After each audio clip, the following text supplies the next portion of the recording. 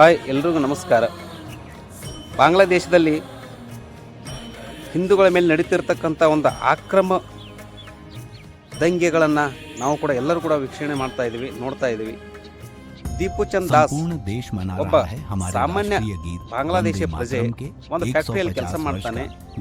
ಅಲ್ಲಿರ್ತಕ್ಕಂಥ ಫ್ಯಾಕ್ಟ್ರಿ ಮ್ಯಾನೇಜರ್ಗೂ ಅಥವಾ ಇವನಿಗೆ ಯಾವುದೋ ಒಂದು ವಿಷಯದಲ್ಲಿ ಸಮಸ್ಯೆಗಳು ಉಂಟಾದಾಗ ಅವನೇನಪ್ಪ ಅಂದ್ರೆ ಇದೇ ವಿಷಯವನ್ನು ಆಧಾರವಿಟ್ಕೊಂಡು ಇದೇ ವಿಷಯವನ್ನು ದೊಡ್ಡ ವಿಷಯ ಮಾಡ್ತಾನೆ. ಅಲ್ಲಿರ್ತಕ್ಕಂಥ ಮ್ಯಾನೇಜರ್ ಏನಪ್ಪಾ ಅಂದ್ರೆ ಇವ್ ನಮ್ಮ ಪ್ರವಾದಿ ಮೊಹಮ್ಮದರನ್ನ ನಿಂದಿಸಿದ್ದಾನೆ ಅಥವಾ ಬೈದಿದ್ದಾನೆ ಅನ್ನೋ ಒಂದು ವಿಷಯನ ಮುಂದಿಟ್ಕೊಂಡು ಇದನ್ನು ಇಡೀ ಬಾಂಗ್ಲಾದೇಶದಂತ ಹಬ್ಬುವಂಥ ವಿಚಾರವನ್ನು ಮಾಡ್ತಾನೆ.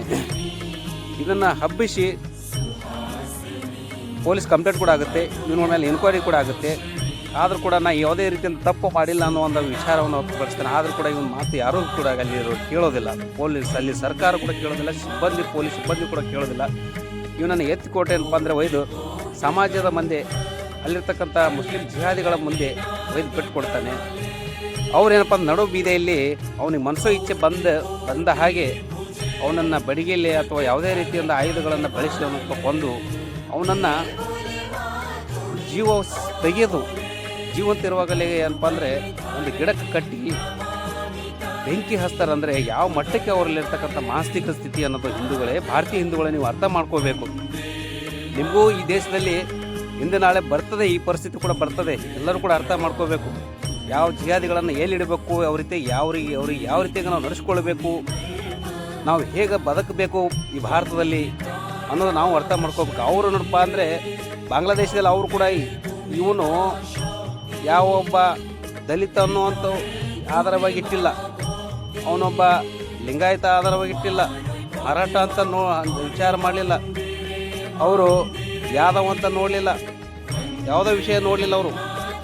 ಆದರೆ ಅವರು ನೋಡಿದ್ದು ಒಂದೇ, ಇವನು ಹಿಂದೂನ ಒಂದು ಒಂದೇ ಕಾರಣ ಇಟ್ಕೊಂಡು ಏನಪ್ಪ ಅಂದ್ರೆ ಆ ರೀತಿಯಾಗಿ ಚಿತ್ರಹಿಂಸೆಯನ್ನು ಮಾಡಿ ಅವನಿಗೆ ಬಂದಿದ್ದಾರೆ. ಇದನ್ನು ನಾವು ಕೂಡ ಅರ್ಥ ಮಾಡ್ಕೋಬೇಕು, ಎಲ್ಲ ಹಿಂದೂಗಳು ಅರ್ಥ ಮಾಡ್ಕೋಬೇಕು.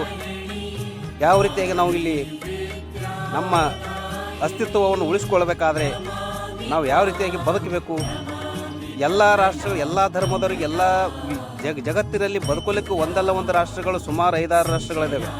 ಕ್ರಿಶ್ಚಿಯನ್ರಿಗೂ 10 ರಾಷ್ಟ್ರಗಳಿದ್ದಾವೆ, ಮುಸ್ಲಿಮರಿಗೂ 10 ರಾಷ್ಟ್ರಗಳಿದ್ದಾವೆ, ಬೇರೆ ಬೇರೆ ಧರ್ಮದ 10 ರಾಷ್ಟ್ರಗಳಿದೆ. ಆದರೆ ಭಾರತೀಯ ಹಿಂದೂಗಳಿಗೆ ಮಾತ್ರ ಇರೋದು ಒಂದೇ ರಾಷ್ಟ್ರ, ಅದು ಹಿಂದೂ ರಾಷ್ಟ್ರ, ಅದು ಭಾರತ ಮಾತೆ, ಒಂದೇ ಭೂಮಿ ಅನ್ನೋದು ನಾವು ಹಿಂದೂಗಳು ಅರ್ಥ ಮಾಡಿಕೊಂಡು ಈ ದೇಶವನ್ನು ಜಾಗೃತಿಯಾಗಿ ಇಟ್ಕೊಳ್ಬೇಕಾದ್ದು ಹಿಂದೂಗಳ ಪ್ರತಿಯೊಬ್ಬ ಆದ್ಯ ಕರ್ತವ್ಯ. ಅದನ್ನು ನಾವು ಮುಂದೆ ನಡೆಸ್ಕೊಳ್ಬೇಕಾದ್ರೆ ನಾವು ಪ್ರತಿಯೊಬ್ಬರು ನಮ್ಮ ದೇಶದ ಮೇಲೆ ಪ್ರೀತಿಯನ್ನು ಇಟ್ಕೋಬೇಕು, ಪ್ರೀತಿಯನ್ನು ಗೌರವಿಸಬೇಕು. ಭಾರತವನ್ನು ಗೌರವಿಸಿದ ಭಾಗ ಮಾತ್ರ ನಾವು ಈ ಭಾರತವನ್ನು ಉಳಿಸ್ಕೊಳ್ಳೋಕ್ಕೆ ಸಾಧ್ಯ ಆಗುತ್ತೆ. ಜೈ ಶ್ರೀರಾಮ್.